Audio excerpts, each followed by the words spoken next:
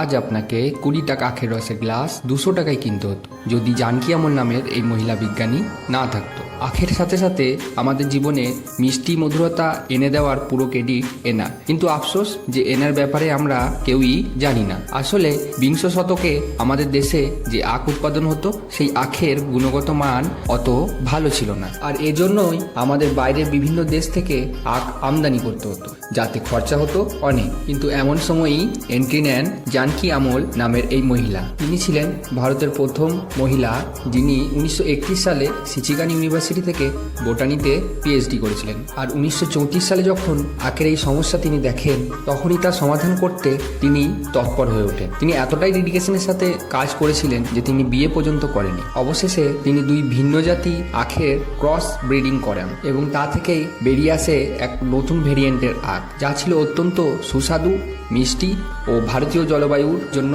একদম পারফেক্ট। আর এটি না হলেই